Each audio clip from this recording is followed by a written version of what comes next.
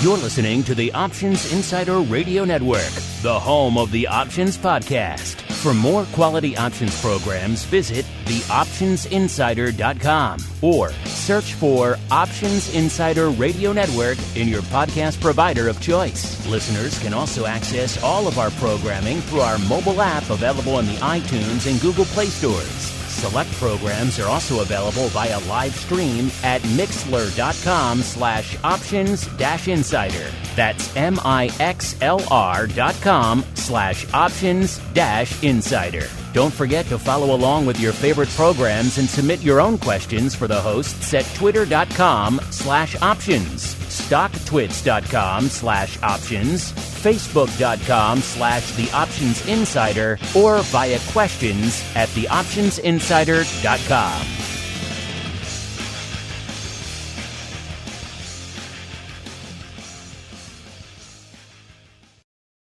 Gold, crude oil, corn, soybeans, and more.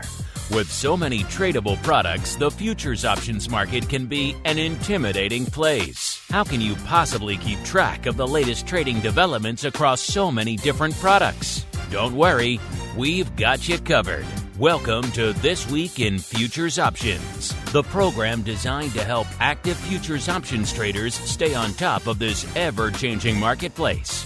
Each week, we'll break down the top trades, hot products, volatility explosions, and much more. So be sure to check out our live stream via the Mixlr app or join our live chat room at mixlr.com/options-insider. Whether you're an experienced veteran or a newcomer looking to separate the wheat from the lean hogs, This Week in Futures Options has the information you can't find anywhere else. This Week in Futures Options is brought to you by QuickStrike, options pricing and analysis software. Learn more about QuickStrike at bantix.com. This Week in Futures Options is also brought to you by CME Group, the world's leading and most diverse futures and options exchange. Visit cmegroup.com/options. This Week in Futures Options is also brought to you by FTSE Russell, a leading global provider of benchmarks, analytics, and data solutions. For more information, please visit ftserussell.com. And now, get ready to break down the latest futures options trading activity. It's time for This Week in Futures Options. All right, everybody. That music means it is time once again for a little program we like to call around these parts, TWIFO. This Week in Futures Options, a program where the name says it all. We break down the week that was and indeed still is on the futures options side of the fence. So we'll talk some equities, maybe some metals, some energy, some ags. You never know. Crypto, you never know what's going to slink onto the show each week. That's why you have to tune in. My name is Mark Longo from theoptionsinsider.com, as well as, of course, from the ever-exciting The Options Insider Radio Network. If I sound a little bit different, it's coming at you this week from the eye of the storm here in the southern studio here. But don't worry, we'll be getting out ahead of any of the madness making landfall down here later this weekend, early next week. But before we do that, we got some more shows to do, including a little bit of TWIFO, and help me do just that. My old friend, my cohort, my partner in all things FTSE Russell crime, Mr. Sean Smith, the Managing Director of Derivatives Licensing over there at FTSE Russell. Sean, welcome back to the program, sir. Thanks, Mark. It's good to be here. It's also good to be in Chicago as you weather that eye of the storm down there. But as you said, I hope get back here safe before that storm hits. Yeah, one thing we don't have to worry about in Chicago, we are the windy city, but we don't have wind on that level. No, exactly. And it's windy here today. That's what you're saying. The wind is whipping around these buildings, yeah. You see people blowing by your window over there in the FTSE office a few weeks. Just do me a favor. On your way home, just swing by the studio, make sure everything's good there. I have to make sure I'll check it out for you. All the doors are locked, the windows are bolted down, and that no one has absconded with all of our sweet, sweet Options Insider gear, sir. If you can do that for me, that would be... And also maybe leave me a couple of freeze-dried gourmet burgers. That would be delicious. Nice. I'll take care of everything for you. No worries. Sounds good. All right, let's get into it, Sean. Let's start breaking it down. Actually, it's a good thing you're joining me here on the show this week because there's some action in your neck of the woods. Let's kick it off as we like to do here on the show. Let's break down the big movers and shakers from this week. This was coming into Showtime late last night as we kind of parse what we're looking at for the show. So going into late on Wednesday here, let's do the upside first, and it was freaking metals ahoy this week, listeners, with number 5, gold, up 2.5%. And then we got the Ultra Bond up nearly 2.8% for number 4. Number 3, Rough Rice, up 3.8% on the week. These are all the big movers and shakers again over there on the CME platform. By the way, you guys want to play along with the home game, cmegroup.com/TWIFO, TWIFO. That's where you go to get the reports for yourself there. Number 2, Platinum, up a nice 6.25%. And number 1 with the bullet this week to the upside is Silver, up 7%. That means now we got to go dark side. It's appropriate since I am a Star Wars Galaxy Edge adjacent here. All the crowds, all the masses are descending on that place today. I already went last week. It was really fun. Maybe I'll swing by again before I go, but only if I can dodge the crowds. But it is fun. I encourage you guys to check it out if you got some little ones that are, or even just yourself, like yourself a little Star Wars. It's a fun place to go. And I tried the blue milk. It's the best one. I didn't try the green, but I heard bad thing. Blue milk and Oronto's wrap. You're good to go. All right. Let's look at the downside now, the dark side here. Number 5 to the dark side here, which I guess is a winner. The least loser is probably the winner of the list here. It's the peso USD down about 2.2%. Number 4, S&P Midcap. Don't hear that too often. S&P Midcap 400 E-mini down 2.31%. It was a bit of a tie there, so we had to go to the second decimal point there because number 3 was the NASDAQ 100 E-mini down 2.32%.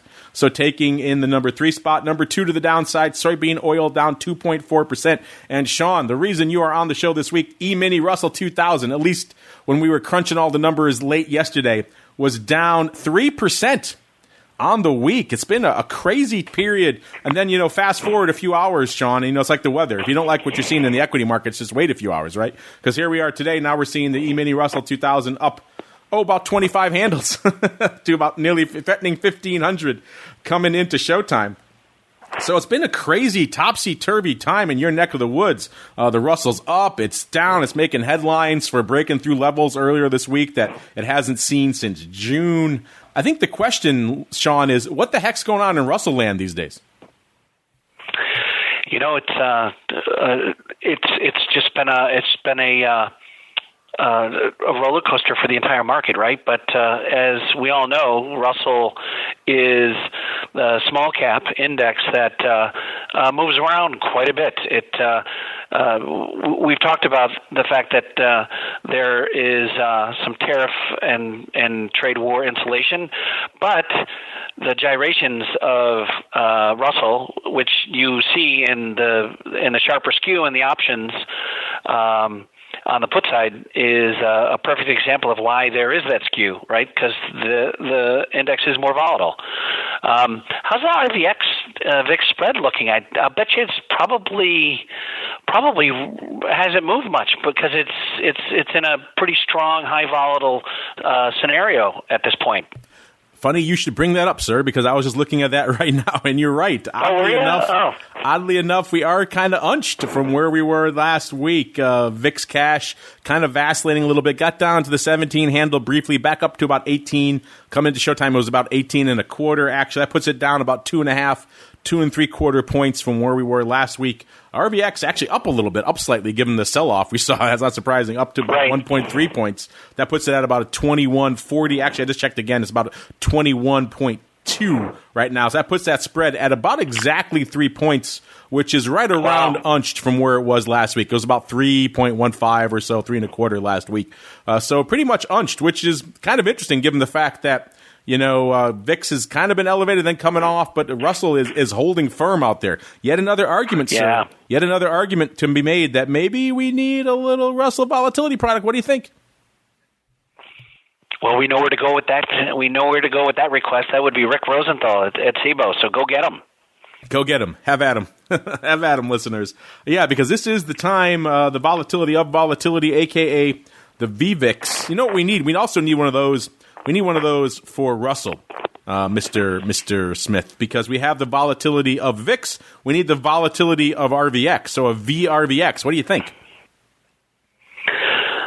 That's a great acronym. You know, we go into the acronyms of the folks sending in questions, but VRVX, I kind of like it. VVIX. It kind of rolls off the tongue real easily. VVIX. And, you know, not for nothing, but I think the VVIX, the volatility of volatility, is one of my favorite indicators out there. We've used it time and again. When it drops into the 70 handle, that's when things are poised to move, because volatility doesn't stay that low for very long. It's going to move. The volatility of volatility, I should say, doesn't stay that low. And I would love to see a volatility of the Russell volatility. If you can wrap your heads around that, listeners, I think that would be a fantastic indicator. So there you go, Sean. You got some more homework for the week. What do you think?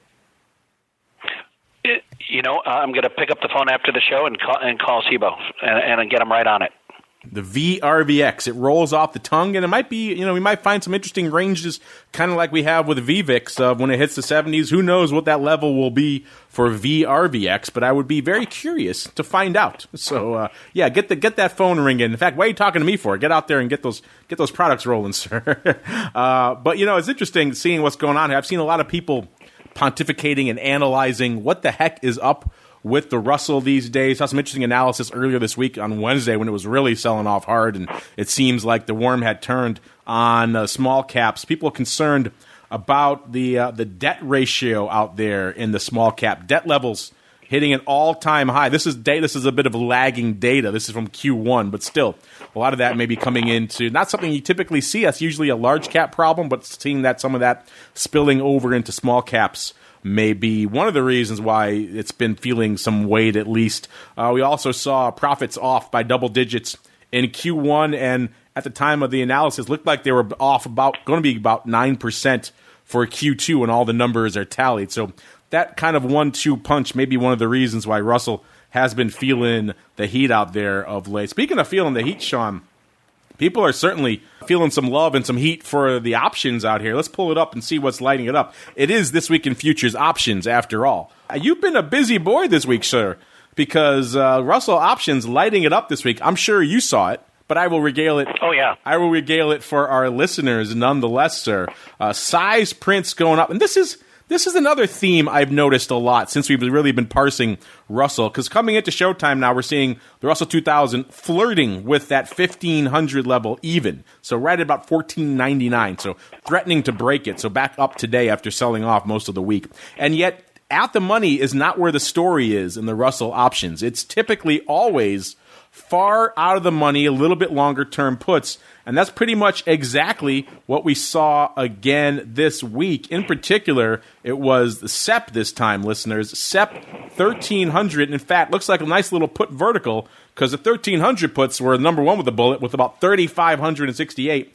And then number two, right behind it, were the 13 halves, so with about 3,536. So looks like we have ourselves a healthy little vertical going up on Wednesday. Is that what went up to the tune of about 7,000 contracts, Mr. Sean? Excellent. And with the market as it's trading, it all makes sense. And these out of the monies are where people are finding that edge, that harvesting of volatility we talk about so much.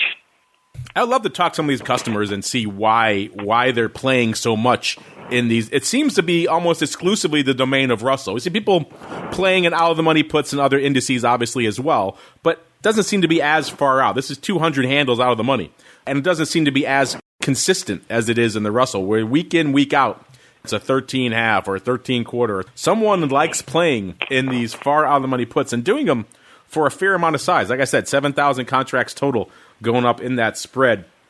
Not surprisingly, that's going to change the skew a little bit, but maybe not the way you might think.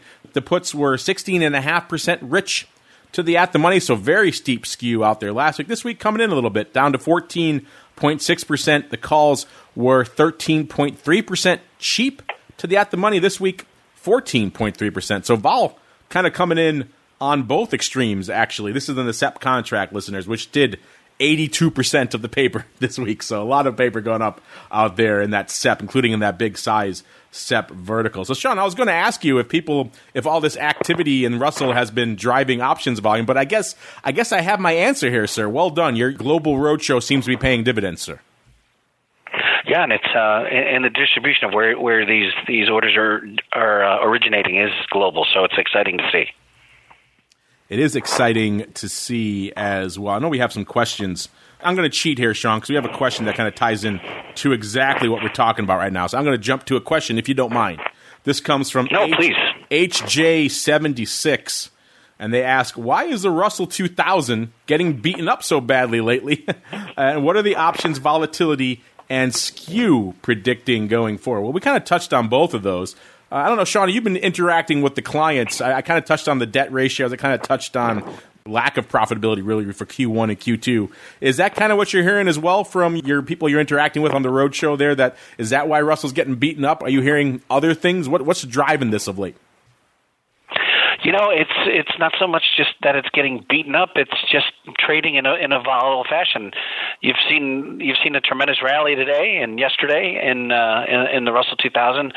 So, but what you have are smaller market cap weighted stocks, and you have 2,000 of them, right? So, these stocks have much more of a volatile nature to them, just based on the kind of scenarios that they have. But there's, as the questioner mentioned, I'm sorry, what was the name of the questioner? It was HJ76. HJ76, yeah, skew, obviously, right? The more volatile, the more that downside protection is going to cost you. One of my favorite phrases, and I've used it a bunch of times on the show, is you buy puts when you can, not when you have to. So I think that there are put buyers out there, but there's also the new generation of traders that are harvesting volatility. So put buyers find sellers with no problem. But again, that skew is just based on the fact that downside protection, or let's call it insurance premium, is higher for the Russell 2000, just based on the nature of the volatility of the index. And speaking of that volatility, the second part of his question. I hope that helps. Yeah, speaking of that volatility, the second part of his question is, what are the options, volatility, and skew predicting going forward? We kind of touched on that earlier. Vol coming in this week after today's big rally, and also coming into a long holiday weekend here in the U.S., Monday, of course, being Labor Day. That usually combines to sap some of the vol out of the equity space, and that's pretty much what we're seeing right now with the Russell vol off nearly 4 handles across the board on the term structure here. So coming in pretty aggressively as a result of today's rally. Of course, maybe the worst is behind us. If that wasn't the case a few days ago when we were selling off pretty hard, but for now at least, the vol coming in calmer, cooler, saner heads seem to be prevailing right now. And we touched on the skew already. As that vol is coming in, both edges of the skew, both the call wing and the put wing, are coming in a bit as well. So that's not surprising. We saw the vol get pretty jacked up. No, makes sense. Yeah, now that the vol is coming in across the board, the skew, outside of what I touched on earlier, HJ76, which is there's an interesting focus in the Russell, more than other indices, on the downside out of the money puts and put verticals like we saw today, or this week, I should say. So that's worthy of note. Bear that in mind there. If that's maybe interesting to show that maybe there is some love, but then again, the out of the money puts coming in as well, because that vol was kind of elevated. So nothing beyond the fact that the put skew is still pretty steep out here in Russell, and it seems to be, if this paper continues, that's going to be the way pretty much things are for the foreseeable future. We got more questions on Russell. We'll get to those in a second, Mr. Sean. First, let's keep on rolling with some of the others. I mentioned it's a crazy metals week out here, Sean, and it's that seems to be the case. Silver. Who'd have thought silver would be dominating the headlines so much this week? I don't think I've seen so many people talking about silver this much in quite some time, but that does seem to be the case, effectively. Silver dominating the tape out here this week. Coming into showtime, we're seeing the silver at about 18 and a quarter or so. That puts it up about almost 3/4 of a point, nearly 4% on the week. That's a big, you watch silver, that's a pretty big move here for silver. Vol also up as, kind of an unexpected move, blowing to some new levels. Let's look and see what's lighting it up out here this week. By the way, what's driving this move? Obviously, the flight to quality as the equities are topsy-turvy. Gold and silver both getting a lift. But interesting enough, the silver lift does seem to be a little bit more aggressive. We saw overnight moves on silver as well, middle of the week when things looking pretty dire in the equity space. That seemed to be indicating people were piling even more into silver than gold. The gold-silver ratio stands at 10.4% now. That's lower than its peak was back in May.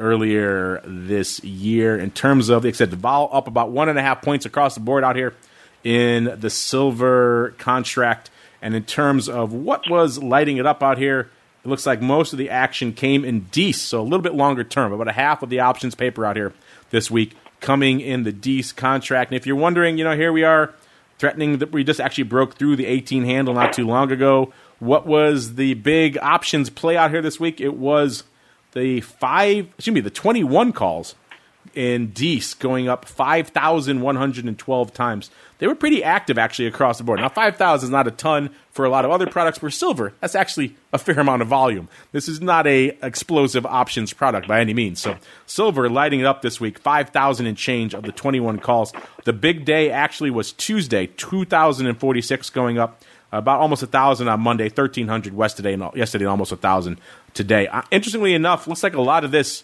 is closing. So maybe someone was aggressively short that upside on the 21 strike in DEES and deciding now with this recent move, discretion is a better part of valor, or perhaps they had these calls and they're slowly taking them off throughout the week as the rally continues. Either way, a closing paper with about close to 1,000 contracts net closing on the week so far, which is interesting and perhaps a bit surprising as well. Number two, close behind it are the 20 calls, with the lion's share also coming on Tuesday. Tuesday, obviously, the big driver in silver volume here this week. About 1,600 on the tape. Actually, I take that back, actually. It was a little bit more, 1,683 on Monday of this week. So a lot going on earlier this week. 700 today, about 1,000 yesterday. Total of about nearly 5,000, 4,900. Again, slightly closing on the week. So closing upside calls.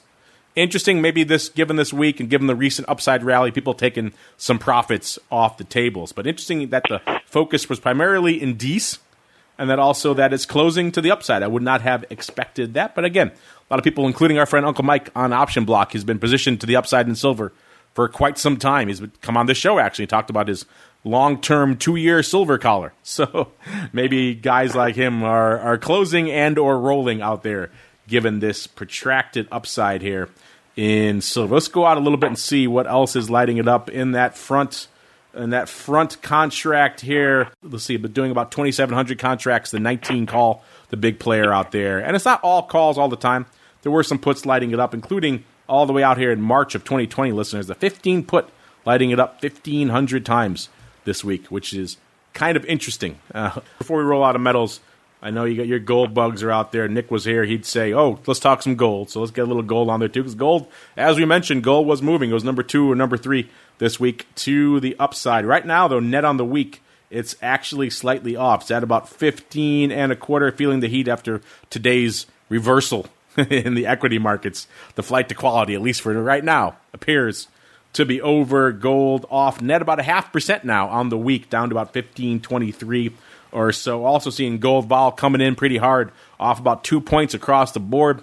That's coming on the heels of Eric's analysis from last week, saying some of the metals vol may be poised to have a little bit of upside to it, and not just metals, equity, ags. He said all the complexes are poised to have some more vol. I think we have a listener question about that, so we'll get to that in a little bit as well. But still interesting to see what's been going on out here. Coming into showtime now, like we said, vol off and off pretty hard in the gold. Let's look and see where the action was this week. About a third, a little more than that, 36% of the paper coming in this October contract this week. Number 1 with the bullet in terms of big prints. Obviously, a little bit more options flow in gold than there is in silver, listeners. So you got about 3x out here. It's the 1,600 calls in October, going up 15,000 times this week. The big print actually today, 9,300 going up today. So a lot of action out there today.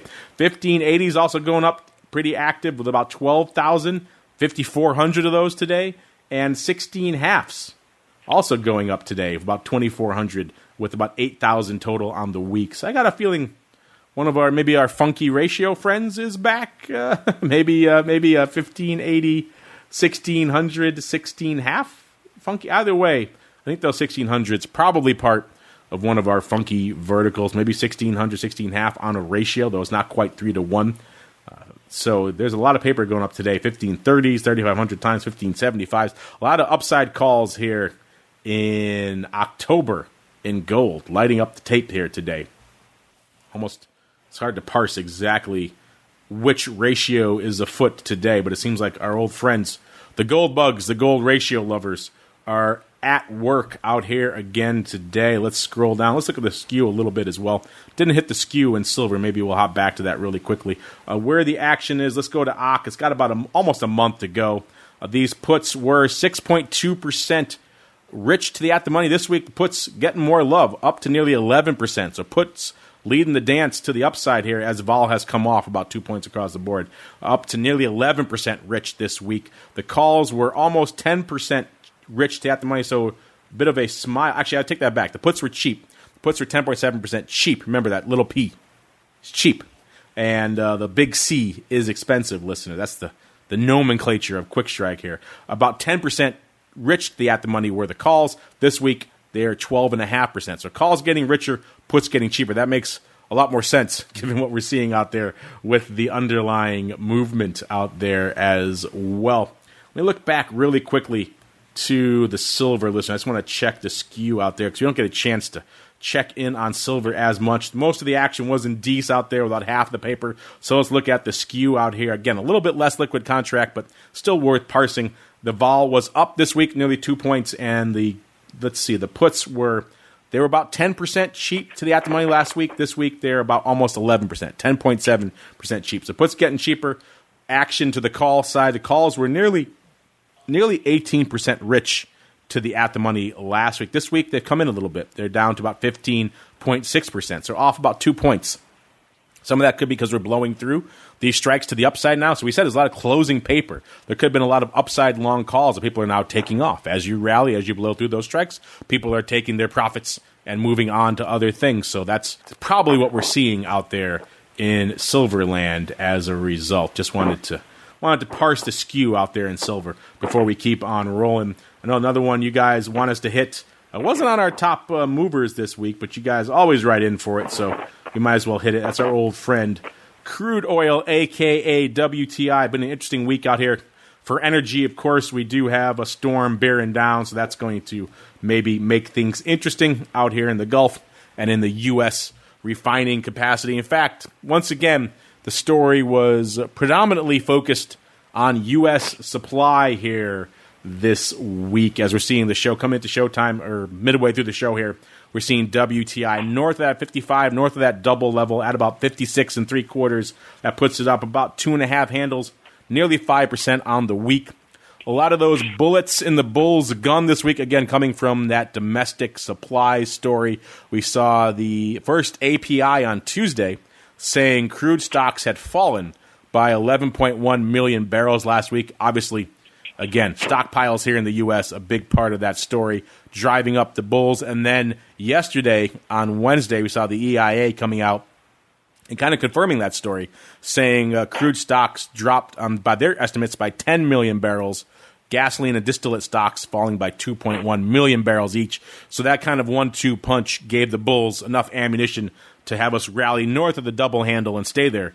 As of showtime, they said up nearly 5% on the week. Also seeing Brent holding north of that 60 handle. Let's see what's going on out here vol-wise. As we continue this rally, we're seeing the vol actually kind of weak here this week, with off pretty strong, off 3.5 handles in this OCC contract out to November and December, off about 2 points and about 1.25 points, respectively, in terms of vol. So vol eroding pretty aggressively out here in WTI this week. Let's see where the action was. The action coming in October this week, over 55% of the paper in WTI in October. And what was the big number one with a bullet contract this week, listeners?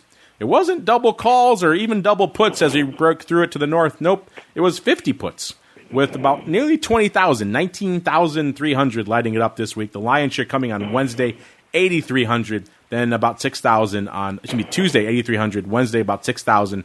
And then the rest kind of evenly scattered throughout the week. Net opening of about 3,000. So a lot of back and forth on that 50 put strike. Maybe people deciding to take advantage of this upswing to get some cheap downside. Maybe they're concerned this bump here and this drawdown in U.S. inventories won't last. Either way, 50 puts were where the action was out here this week. Somewhat surprising. Let's go to the skew numbers. Let's do it out here.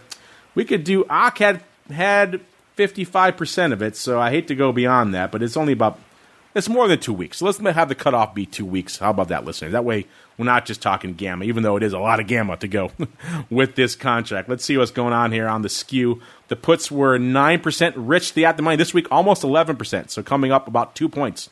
10.7% rich to the at-the-money. The calls, they were 6.5% cheap this week, getting cheaper, down to 9.6% cheap compared to the at-the-money. So puts are bid, calls are offered. Another reason why, as we continue to rally, listeners, we're seeing this vol come in and come in aggressively. This is pretty much in line with what we've been seeing out here in WTI of late. Any big upside move, we've had the market makers come on the show and tell us, any big upside move is an excuse for the traders, the customers, everyone to come in and dump calls. That's pretty much what we're seeing out here this week as the calls and the volume, I should say, the volatility continues to come in pretty aggressively along with that call wing out here.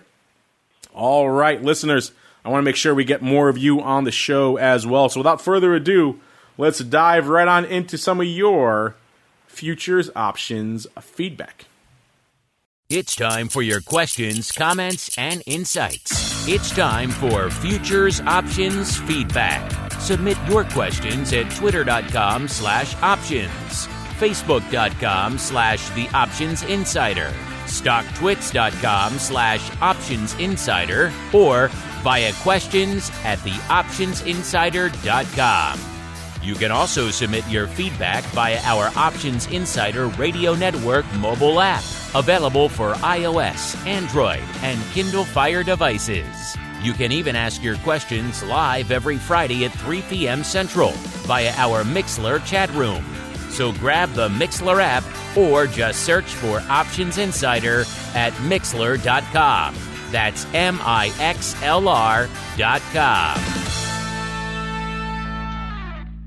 That music means it is time for you guys to take the reins, questions, comments, insights, all that fun stuff. We already cheated. We already got one of the HJ76. How many more we can get here on the show? Love your questions. Love your products, requests, all that good stuff. Keep it coming here. Let's go here first. Let's see. Actually, I have a good one, Sean. I want to kick it off for you. It was actually the topic of conversation that came into another show on our network this week. But it was so interesting, I wanted to get your thoughts on this as well. So let me just see if I could find the exact. It came in courtesy of one of our other show partners over there, the folks at Ally Invest, and they had a client, who was asking about the nuances of how these Russell and these RUT options are quoted. Here it is. So this came from an Ally Invest customer. I don't have the exact name. But he wrote here, Sean, he said, I tried to do a short credit spread on the RUT with my options account at a certain broker. I won't name the broker. We won't embarrass anyone here. I said it wasn't Ally. There was almost no open interest at the September 27 expiration, so I abandoned that. I then looked at the monthly, which this broker says the expiration date is September 19th, not September 20th, as the other broker, the Ally broker, research turns up. So he said his first question is why? And he said all the options prices on RUT for September 19th versus the Ally listed September 20th expiration were vastly different, although the credits for the spreads were close. So his second question is why? And we were talking about this on one of our shows earlier this week, Sean. It's kind of one of these, the devil is in the details type of issues for these products. I got to imagine for a guy like you who's spending a lot of his time out there evangelizing, to hear this kind of stuff's got to be a little bit frustrating. So what do you have to say to this customer and anyone else out there who's maybe encountered these issues with maybe conflating the settlement versus the expiration? What I would strongly recommend this client to do is to pick up the phone and call the help desk of the brokerage firm he's talking to, or trading with, because they understand this and they know exactly what they mean, and they all use different verbiage in terms of the products. There are weeklies, there are monthlies, there are quarterlies in RUT options. So it can be confusing, and I think several of the firms do a really good job of educating their clients, and they just need to continue to do that and just be available as clients want to trade more. That's what brokerages are in business to do, is to give that education to their clients so that they can get in and out of the markets efficiently and with a good experience. So that's a recommendation to the client. It's also a recommendation to any brokers listening that you got clients out there asking questions when there's some ambiguity between what products are which. Now, in terms of the product, the Russell September 20th is the standard option that expires on the third Friday of the month with an AM settlement. The last day of trading is the 19th, is the close of the 19th, but the option itself settles on the 20th. The weekly options settle on the 27th with a PM settlement. September. In the case of the customer's question, it was the September 27th, I think, was her question. But yeah, it's a PM settlement. So you really just have to get into the find out AM versus PM, but just think of it this way. The standard option is your only AM settlement. And the trading stops in that standard option the Thursday close prior to that AM settlement on that third Friday. Customers are so used to, in the equity space, seeing the Friday expiration and used to going with that, and the notion of different settlements. You're right. It is exactly. It is kind of incumbent on the brokers. It can be confusing even for industry guys that stand on the floor. They're like, wait a second, these are settling today, so I can't trade it today. What, sometimes you got even options traders that do this for a living scratch their heads. Even us famous old floor guys. But again, with any of these expirations questions, please, Rick Rosenthal at CBOE, he's your guy. You can just rrosenthal@cboe.com is his email address. He'll pick up the phone and walk you through this as well, because we just want you to have a great experience trading Russell options. And when volatility is where it is, that's where there's great opportunities to trade RUD options on CBOE. So please keep asking your questions. Happy to help you, and keep trading. Yeah, it's kind of incumbent on the BDs at this point too, to hopefully make that experience a little bit easier. No one wants confusion trading one against the other, or not knowing when you could trade, thinking you can get in and you can actually close a position when it's already closed. You can't get traded anymore. These are things no one likes to hear. So maybe hopefully we can get some standards and uniformity amongst the BDs, so there isn't this type of confusion. One listing the settlement day, one listing the getting confused between the AM and PM.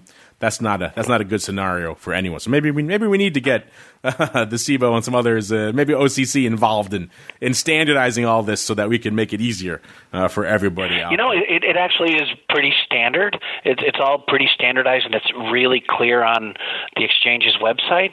But some people just need to just kind of walk through it, whether reading it or hearing it from somebody. And I'm smith@FTSERussell.com.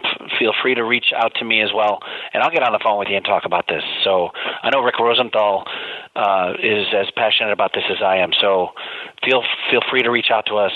We want you having a good experience trading this product. There you go. So I don't have this person's. This was forwarded to me. I don't have their contact, but maybe I'll make sure the folks at Ally can forward it over to you, so maybe they could ask you their questions about RUT and all these other Russell options directly. Another question here, Janisus.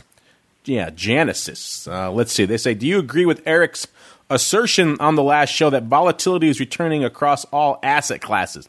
Well, interesting. First off, he's talking about Eric Norland, of course. He's been on the show many times, a senior economist over there at CME, one of our old friends of the show. I don't think he quite said what you're putting, the words you're putting in his mouth. His paper is actually called "Is Higher Volatility Making a Comeback?" And he says long dormant volatility begins to stir anew across several asset classes. And some of the few he pointed out, copper.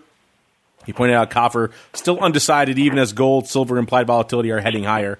And he also talks about the Fed's serial rate hikes, I should say, causing volatility in the equity space in a big way. So he didn't just blanket say all vol across the space is exploding, but he has a point. It is starting to slumber. We were talking on our advisor show earlier today. This is typically the time of year where you talk about, okay, we're getting the end of the dog days of summer, getting back into the swing of things again.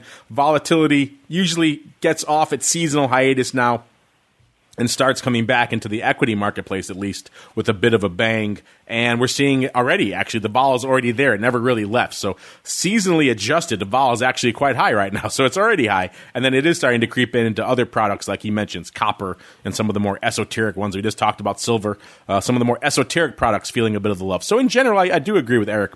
His research has turned out to be pretty well timed on a lot of. Go back to check out his gold storm on the horizon paper from a few years ago, where he talked about maybe gold implied volatility was due for a bit of a move, and it took off almost the day that report was printed. So I still hold that as one of the best timed research papers we've discussed here on the network. And in general, I do agree with him. Vol is high and creeping higher in some of these products right now, which is, if you follow these different products, is kind of a bit of an unseasonal thing, which is very interesting, particularly when we're talking about equities. All right, we got time for a few more here. Let's go to Gary. Gary says, great chat with the crypto mom. Well, thank you, Gary. He said, I'm loving this network. After speaking with her, what do you think our chances are of seeing options and an ETF in the near future? I'm not sure if you heard it, Sean, but I had a chance to sit down with SEC Commissioner Hester Peirce recently. She's known colloquially in the crypto space as Crypto Mom, because she's the most crypto, let's say, friendly of the SEC commissioners out there. We had a great chat. We talked about a lot of interesting stuff. I encourage you listeners, if you didn't check it out, it's in our Crypto Rundown feed. You can also find it in our Options Insider Radio interview feed, where we talk about all these things at length. After talking with her, it kind of became clear that she was one of the few commissioners that seemed to be very much in favor of the ETF. The others still had some work to do. So I don't know if we're going to see an ETF anytime soon. I think our chances are better of the options, even though the options aren't coming anytime soon either. The options, obviously that impetus has to come from the bottom up, from the exchanges first. SIBO is not in the game anymore, so it would come from CME. You've heard me on this show, Bug, Tim McCourt, and others saying, when are we going to see the options? So I'm on them. As soon as we hear from the CME that they want to list options, we'll be the first to talk about it, I guarantee you. But I think we're going to see the options probably first before we see an ETF. And hopefully, we're already seeing changes to their ETH reference rate and other things. So it sounds like more underlyings are coming from CME before we see the options on Bitcoin. I would prefer to have it the other way around, but c'est la vie. More crypto products is a good thing. I think the recent upswing and the recent increase in volatility out there has made a lot of people wake up and pay attention to crypto again.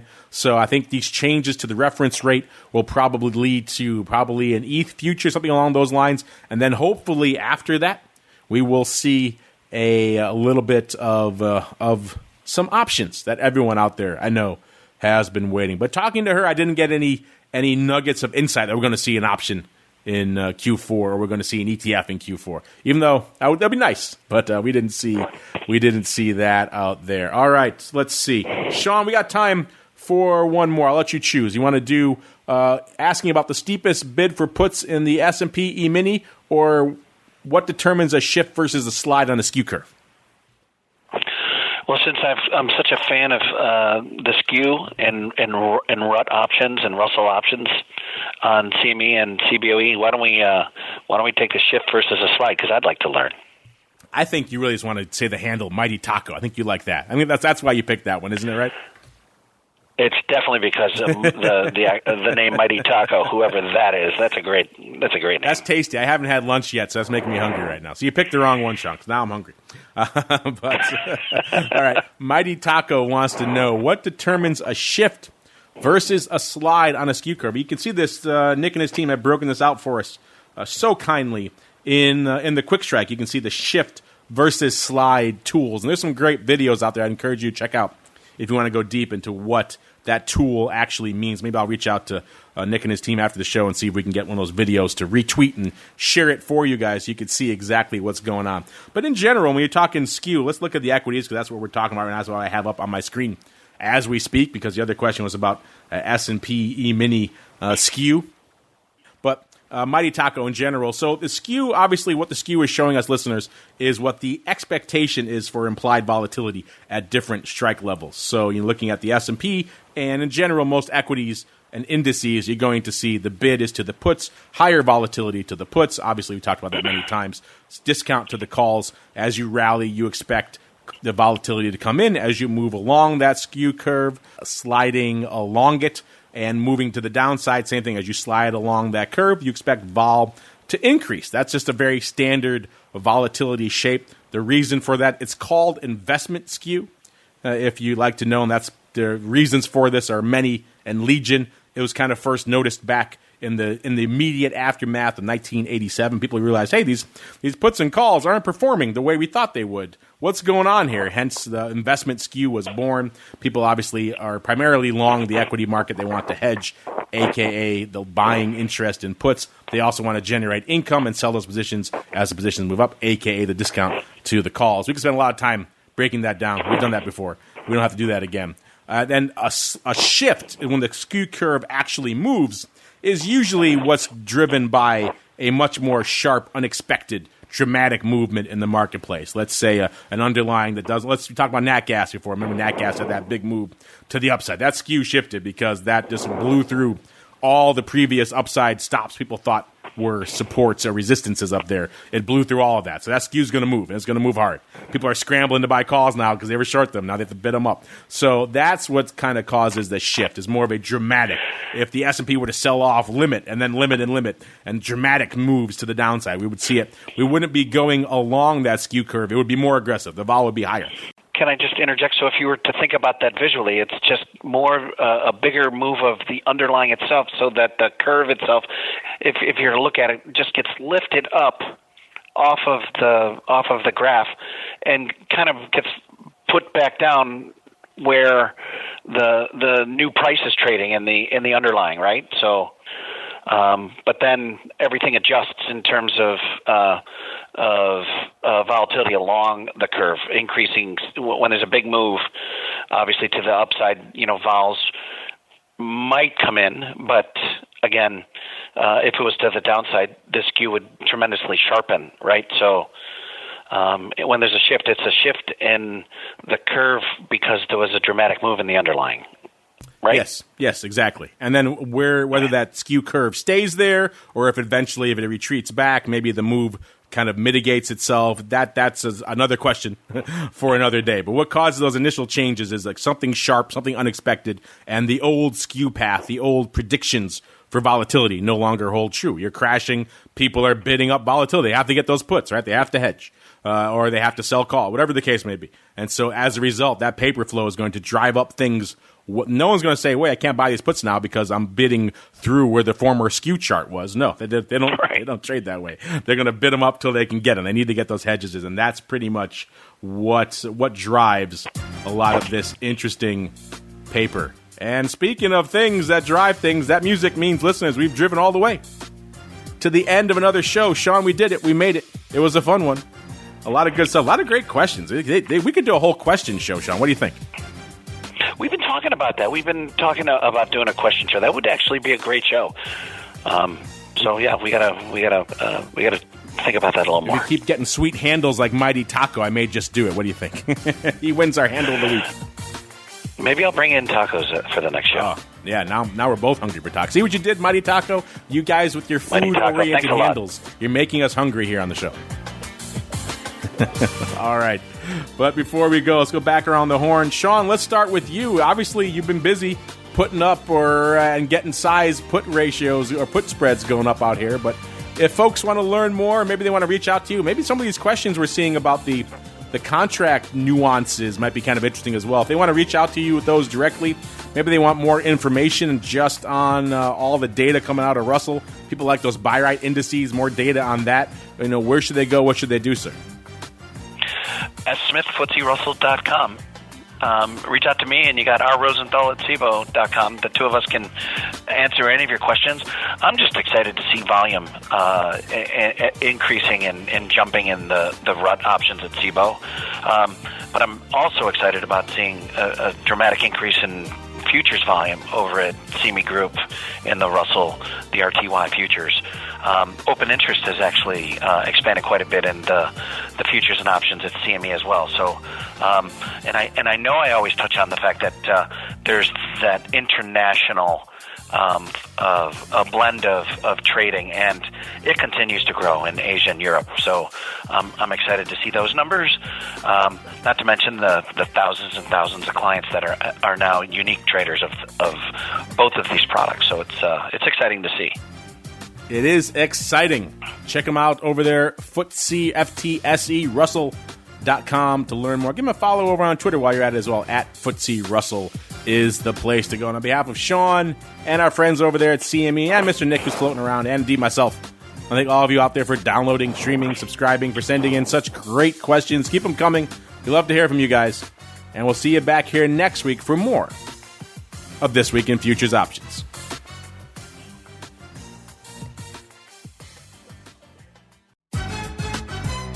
This Week in Futures Options is brought to you by QuickStrike, options pricing and analysis software.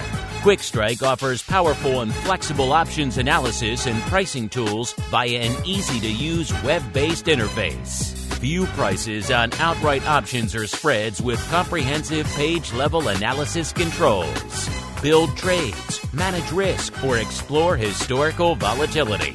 QuickStrike has you covered, with market data reports ranging from open interest to the term structure of volatility. QuickStrike is the perfect addition to your trading toolkit. Learn more about QuickStrike at bantix.com. That's BANTIX.com. And don't forget to follow us on Twitter at QuickStrike1. That's QUIKSTRIKE1. This Week in Futures Options is also brought to you by CME Group, the world's leading and most diverse futures and options exchange. CME Group's markets help individuals and businesses around the world manage risks and seize opportunities. CME Group offers the deepest and most liquid options on futures across all asset classes, including interest rates, equity indexes, foreign exchange, energy, agriculture, and metals. For more information and educational resources about futures options at CME Group, visit cmegroup.com/options. This Week in Futures Options is also brought to you by FTSE Russell, a leading global provider of benchmarks, analytics, and data solutions. Investors in the U.S. and around the world are using FTSE Russell indexes to benchmark their investment performance and create investment funds, ETFs, structured products, and index-based derivatives. Many Options Insider Radio Network listeners will be familiar with the Russell 2000 Index. Russell 2000 futures and options are currently trading on the Chicago Board Options Exchange and CME Group. For more information, please visit FTSERussell.com, CBOE.com, and CMEGroup.com. This broadcast is intended for informational and educational purposes only and does not constitute trading advice or the solicitation of purchases or sale of any futures or options. The rulebook of the applicable exchange should be consulted as the authoritative source on all current contract specifications.